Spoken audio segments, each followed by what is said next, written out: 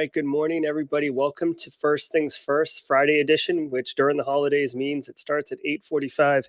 If you're new here, every morning we are listening to the top cybersecurity news briefings of the day and giving you what you need with my analysis and perspective on each story so you can go into the day better prepared, equipped to answer the business side of the house questions, to be able to execute on your cybersecurity mission better. And if you're looking to get into the industry, I assure you, you're going to be asked in an interview, what do you do to stay current in our industry? And this is absolutely one of the best ways to do it. Give me 1 second. I just realized something.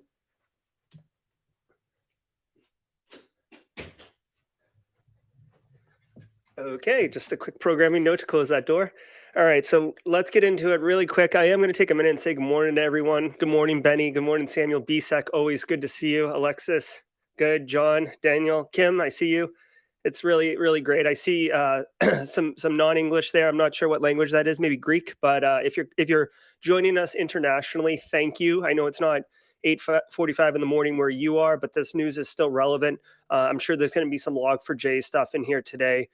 So definitely super pumped. Before we get into it, I do want to tell you two things. One, if Base is in the chat or BSEC, if you could do hashtag or exclamation point Discord for me, I'd appreciate it.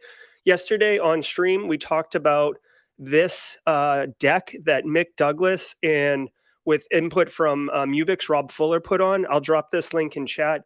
If you need to talk to the business about Log4j, like, and trust me, if they're not already asking you, they're going to be asking you next week because this is picking up steam and becoming more mainstream. If you're going to be asked and you're not prepared or you don't have time to put a deck together, Mick Douglas put this together. This is the link down here. It's an excellent PowerPoint. It's not just a template, but Mick has actually put in a whole bunch of slides that have, you're supposed to delete them before you deliver the presentation, but it tells you like what the purposes are, things to look out for, how to structure it. So it's a really, really excellent resource. I'm going to drop it in chat, but if you join the Discord, actually I can't drop it in chat, but if you join the Discord, it's in there right now. Definitely take advantage of this if you need it. Okay. Oh, Russian. Perfect. Thank you, Kayla. Oh, good morning, Brazil. Nice, Ivan. Excellent. Dude, I love First Things First. I hope you guys are really enjoying this project here. So let's get into the podcast, okay? Good morning, Tom. Series, it's cybersecurity headlines. It's Friday, December 17th, 2021. Yep.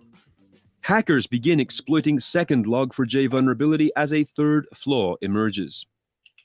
Web infrastructure company Cloudflare on Wednesday revealed that threat actors are actively attempting to exploit a second bug disclosed in the widely used Log4j logging utility, making it imperative that customers move quickly to install the latest version as a barrage of attacks continues to pummel unpatched systems with a variety of malware. The new vulnerability, assigned the identifier CVE 2021-45046, makes it possible for adversaries to carry out denial-of-service attacks and follows disclosure from the Apache Software Foundation that the original fix for the remote code execution bug was, quote, incomplete in certain non-default configurations, end quote. The issue has since been addressed in Log4j version 2.16.0. According to Cloudflare's Andre Bluis and Gabriel Gabor, this vulnerability is actively being exploited and anyone using Log4j should update to version 2.16.0 as soon as possible, even if they have previously updated to 2.15.0. Yeah, thanks for dropping that link in there, Base. Okay, guys, so this is not a surprise what we're hearing. Basically, a couple things. Apache released a patch for Log4j. Excellent. Now, with something like this, because it is so fast moving, typically the patch will get rolled out really, really fast because they want to stem the bleeding. Unfortunately, a lot of times the patch can't be tested appropriately. It can't go through all of the use case testing which is fine, but things like this are going to come up. They did say that non-default configurations will not be fixed by this patch, which is another thing that you really need to take with you as you move forward through your career.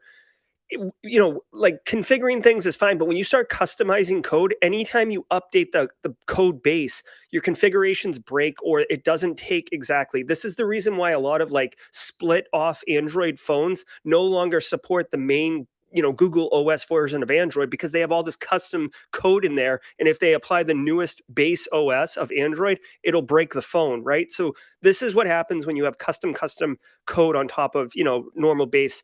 Another thing that's important to note is when patches come out, and this is true for anything, when patches come out for security fixes, it's not, I don't want to say it's trivial, because you do need to know what you're doing, but you can take the patch and reverse the patch, and you can look at the patched version and the unpatched version and look at the diff. I'm super simplifying this, but you can look at the diff and you could say, here's what they fixed, here's what they changed, and you can begin to look at that and reverse that, and then understand if there's a potential new bug because of the fix that just happened, or what they didn't patch with the security fix. So as these things are rolling out, threat actors are definitely looking at this. So again, we said this last week, we're going to say it this week, we're going to say it next week. Log4j is here. It's going to stem a lot of different attacks. So just be wary. Make sure that you're finding out where your Log4j instances are. Researchers uncover new coexistence attacks on Wi-Fi and Bluetooth chips. Cybersecurity researchers have demonstrated a new attack technique that makes it possible to leverage a device's Bluetooth component to directly extract network passwords and manipulate traffic on a Wi-Fi chip. The novel attacks work against the so-called combo chips, which are specialized chips that are equipped to handle different types of radio wave-based wireless communications, such as Wi-Fi, Bluetooth, and LTE. Coexistence refers to a mechanism wherein Bluetooth, Wi-Fi, and LTE share the same components and resources, such as antenna or wireless spectrum, necessitating that these communication standards coordinate the spectrum access to avoid collisions when operating in the same frequency. Chipset vendors use this principle to allow Wi-Fi and Bluetooth to operate virtually concurrently. Okay, so yeah, this is a novel attack, and anytime a Bluetooth attack comes out, it is really, really cool. Bluetooth isn't like super secure, but when we see things with Bluetooth attacks, while yes, it's vulnerable, the likelihood and the impact is not really that relevant, right? So for me personally, in my scope of responsibility, manufacturing, medium-sized business, I'm not super concerned about this. It is interesting, obviously, from a research perspective, but I'm not super concerned about this.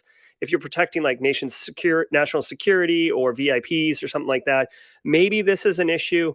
But Bluetooth, you have to be close for Bluetooth, right? They have these Bluetooth rifles that you can see, which are fine, but for the most part, you have to be within proximity of Bluetooth personal area network to even kind of execute this stuff. While getting a wireless password is kind of a risk. I mean, what's the real risk? Hopefully you have control depth. If you're that serious about security, about people getting on your wireless, you should have detection when a new NIC joins your wireless network. So interesting research, but I'm not super concerned about it.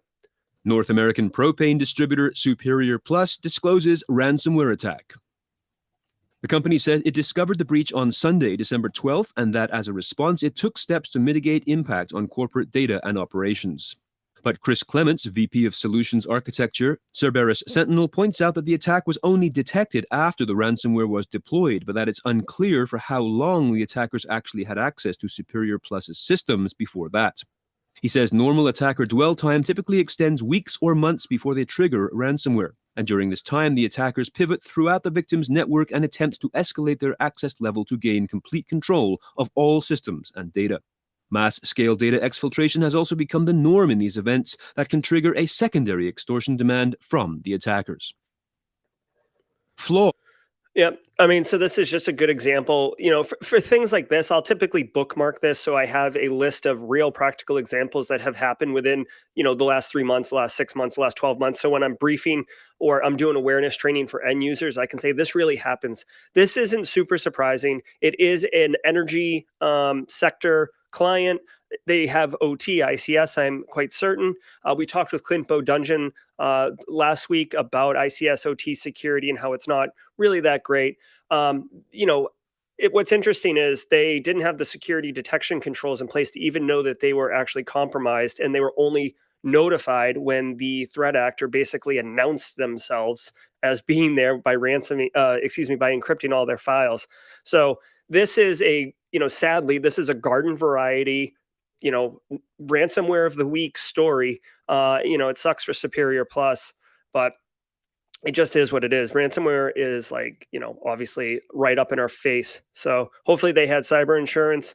Hopefully they're not, impacted to the point where they're not able to produce product or generate revenue for their business. But it sucks. In Lenovo laptops allow escalating to admin privileges. Lenovo laptops, including ThinkPad and Yoga families, are affected by a privilege elevation issue that resides in the IM controller service of all Lenovo System Interface Foundation versions below 1.1.20.3, allowing attackers to execute commands with admin privileges. According to NCC Group, the IM controller service comes installed on certain Lenovo devices. It runs as the system user and periodically executes child processes that perform system configuration and maintenance tasks. An attacker can exploit the vulnerabilities to elevate its privileges to system and take over the vulnerable device. And now, a word from our sponsor. Okay, so two things. One, this just makes me think, right? It's called the I'm controller service. It's like, look at me. I'm the controller now. You know what I mean? Like instantly, that's what I'm thinking about from a meme perspective. But I didn't understand how this is actually executed. With vulnerabilities being exploited, when we're thinking of like the CVSS score, or basically how bad is this vulnerability, you need to account for proximity to be able to exploit. Can you exploit it remotely from the internet, like Log4j, which is why it's so bad? Do you have to be on the internal network? Do you have to be physically at the machine, right? There's different levels of proximity that determine how bad it is, right? If you have to physically be at the Lenovo laptop in order to compromise it, then the risk is a lot lower.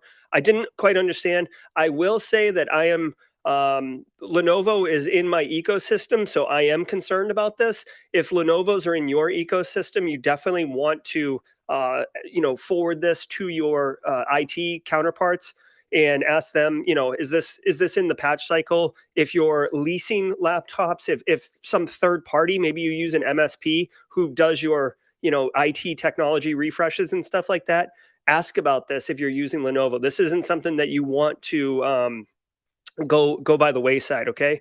And as a general practice, right? Whatever your tech stack is, hopefully you're keeping it more homogeneous in your environment. But whatever your tech stack is, you really should be getting intel and advisory from the vendors around security patches and stuff like that, because sometimes the patch just goes normal patch cycle like we normally do, and sometimes it's like we need this patch now, okay? Especially with a remote workforce, and these are endpoints, so you just got to be cognizant of that. Minute demo and send $100 to your favorite cause. U.S. airlines warn 5G wireless could wreak havoc with flights. Plans by wireless carriers to use spectrum for 5G wireless services starting January 5th could disrupt thousands of daily flights and cost air passengers $1.6 billion annually in delays. This according to United Airlines and other U.S. carriers.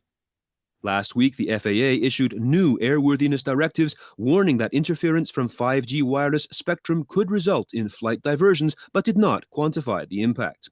But according to United's CEO Scott Kirby, quote, coming January the 5th, unless something changes, we will not be able to use radio altimeters at 40-something of the largest airports in the country, meaning that at these airports, in the event of bad weather, cloud cover, or even heavy smog, you could only do visual approaches, essentially. End quote.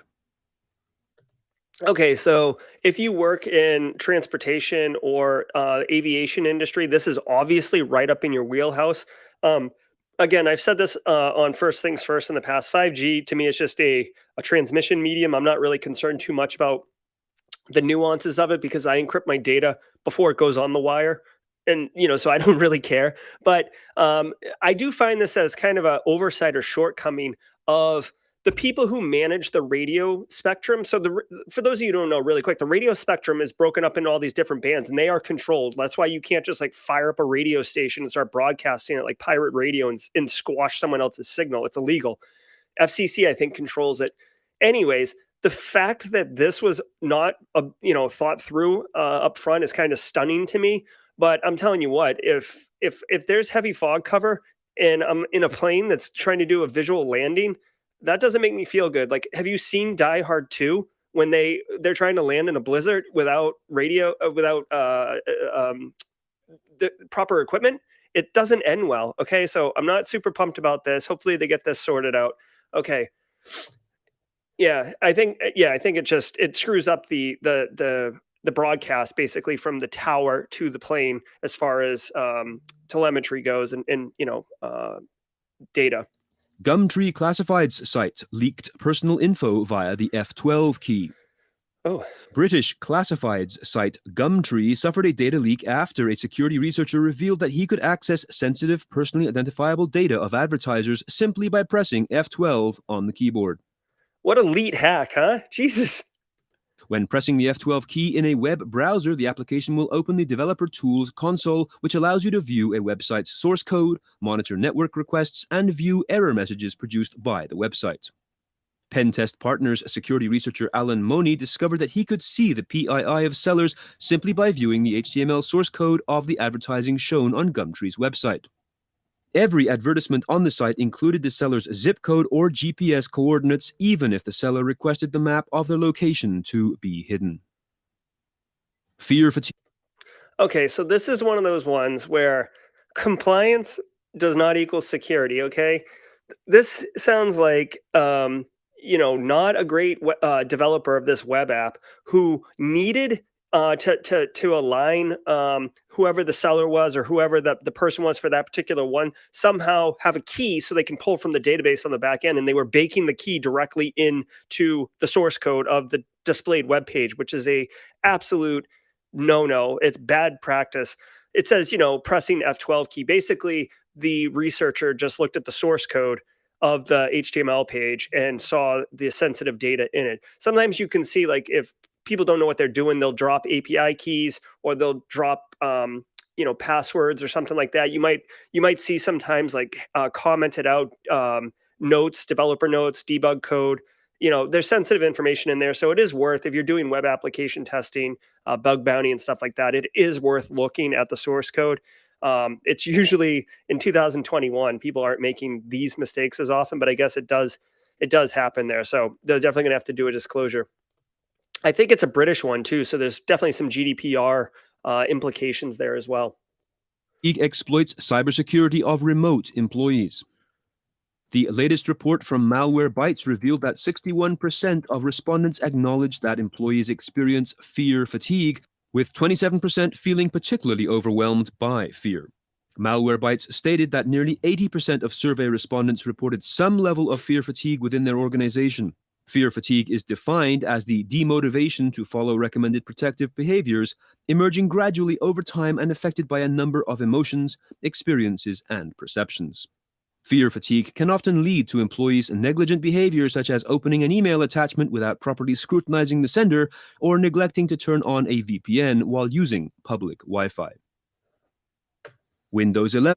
Yeah, this is an interesting story, definitely getting into the human side of things. It's not saying fear fatigue from being overwhelmed and scared by like cybersecurity threats, but it does say fear due to the pandemic. So people are working remotely. There's a lot of news coming in. People are just getting exhausted of like the new variant. If you're in the United States, there's geopolitical tensions. If you're in Ukraine, there's a whole bunch of stuff going on there.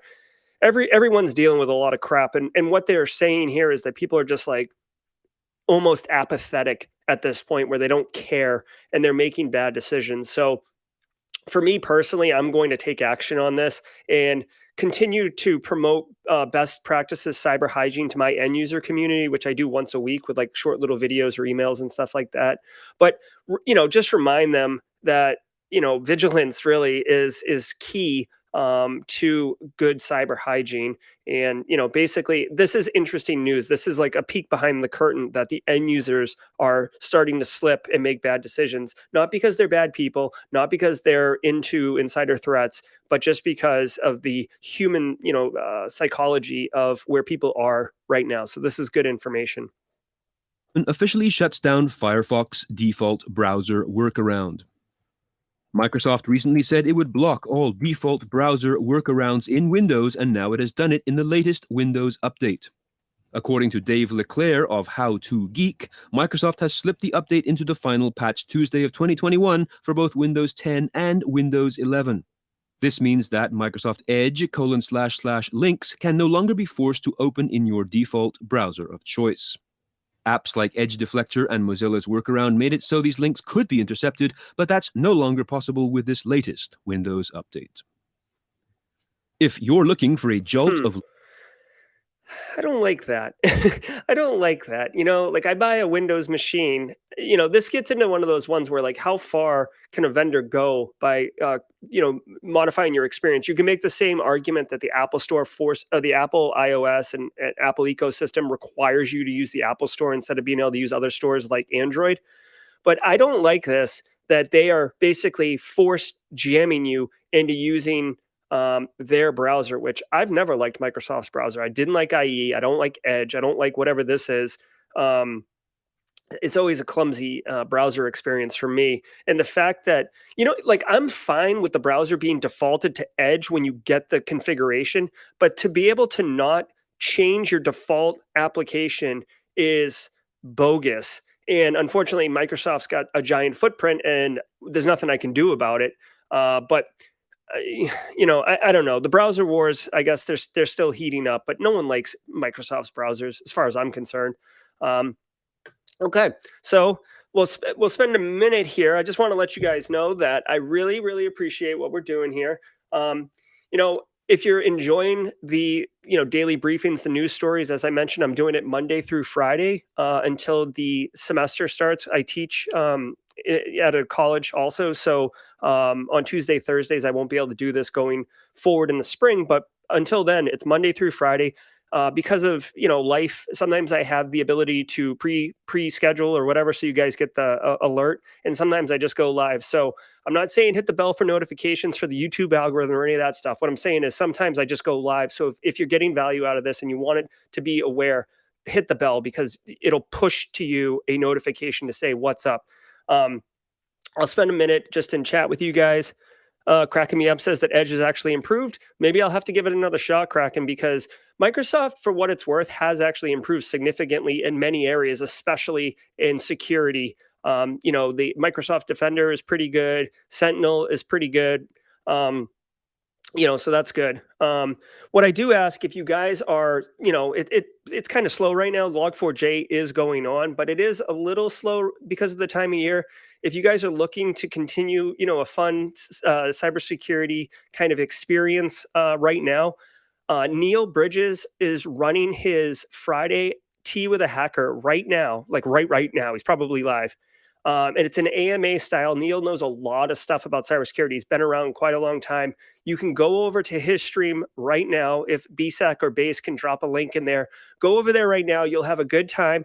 If you do go over, drop a hashtag Simply Cyber in the chat so he knows that you're coming from this stream and just kind of showing that love to him. So I'll tell you what, guys, I hope you have a good time. Hopefully the burnout isn't too much regarding Log4j. Remember, it's a marathon, not a sprint. Really, really appreciate it. Y'all have a good one, and we will see you on Monday. Cheers, everybody.